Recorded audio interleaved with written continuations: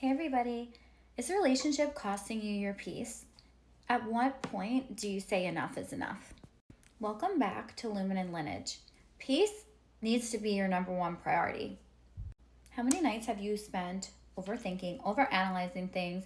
Your nervous system is on high alert, you're anxious, you don't know where you stand with this person, you don't know if they're going to show up how they should for you. When are you going to learn that you need to cut that person off immediately? The first red flag, the first sign of inconsistency, the first time that they don't consider your feelings. It's okay to choose you.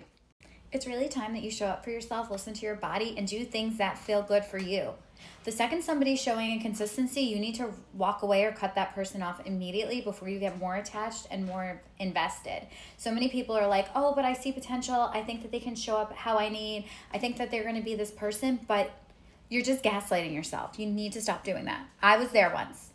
What has your peace actually been costing you? Not your money, not your time. But a lot of us think chaos is familiar and uncertainty is what our nervous system craves just because that's what we're used to. And, how many nights are you going to spend overthinking conversations or somebody's actions or how they're going to show up for you? Healthy love doesn't actually require any type of detective work, right? So when we have this kind of chaotic pattern happening, we're busy, we feel fulfilled, we feel like we have to investigate, we have to see the good in people, we need to understand them, we need to evaluate them and their patterns.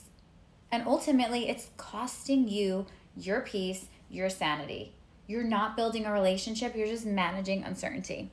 One of the biggest shifts that happened in my own life was when I started setting boundaries earlier on, and when I saw behavior in somebody that I didn't accept or that I didn't feel compatible with, I stopped it immediately.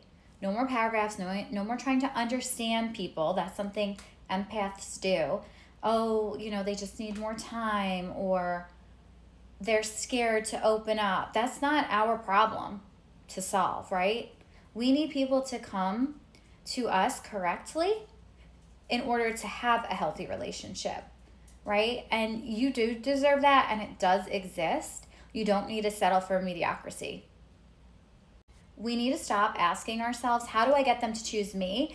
And listen to our intuition. How does this feel in our body, right? Am I stressed out all the time? Am I wondering what they're doing? Do I feel sick when they text me? Or is this calm, easy? And another thing is, some of us sometimes, if you've done the work, like I've realized that I was emotionally unavailable, so I was attracting people like that because I didn't really want anything serious. So, hey, you know what? If that's the case, take some time alone. Focus on you. Pour into yourself. Start doing things that actually enhance your creativity and make you feel good, help your health. Just something small as going for a morning walk, sitting in the sunshine, putting the phone down for a little bit. Come back to yourself first before you can show up in the world again. It is totally okay. I have so many friends that jump from relationship to relationship. What are you so scared of?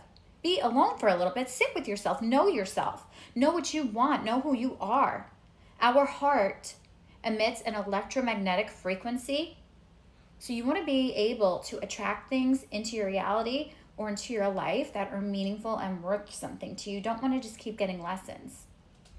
The Halo method always starts with illuminating, right? What are the facts? What is actually happening with this relationship that you're involved in? Not what you hope is happening, not what you want them to mean, what is actually happening. And that's where I come in, because I can tell you from an outside perspective. I'm not one of your friends. I'm not close to you. So I have no problem being honest and laying down like, hey, look, this is what I'm seeing from the outside, so that we can be realistic. The next thing we want to do is we want to reveal. Okay, how are you feeling? How is this relationship making you feel? Are you calm? You might not be. You might be anxious. You might be confused. Emotions are information. They are data. They aren't enemies, okay? Emotions change all the time, and they're nothing to be afraid of, but we can look at them and say, hey, this is somebody worth having in my life, and maybe this is somebody who I need to step back from. Next is lineage, and this is a generational thing for a lot of us.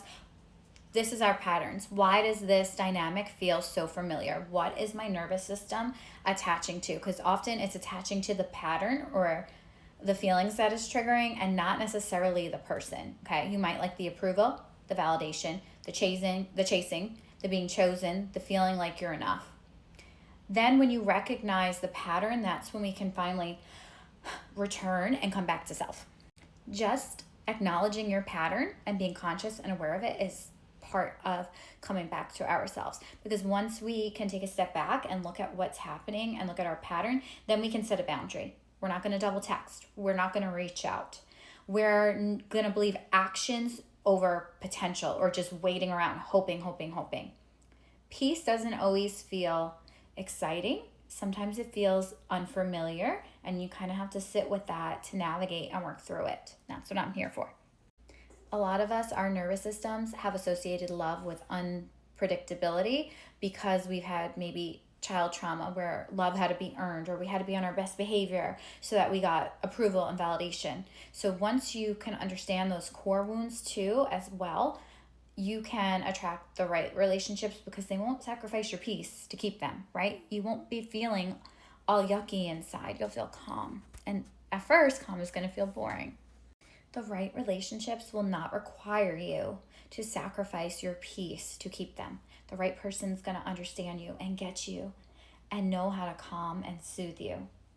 And all you have to do is exist. That's the best part. You don't have to do anything, but just be you and be your real self, because you deserve a relationship where your nervous system can exhale and breathe. Love is supposed to be fun, not, confusion. Because if you're confused, chances are you're repeating a pattern and a dynamic. And consistency is one of the most important things when navigating a new relationship. How is this person showing up over time?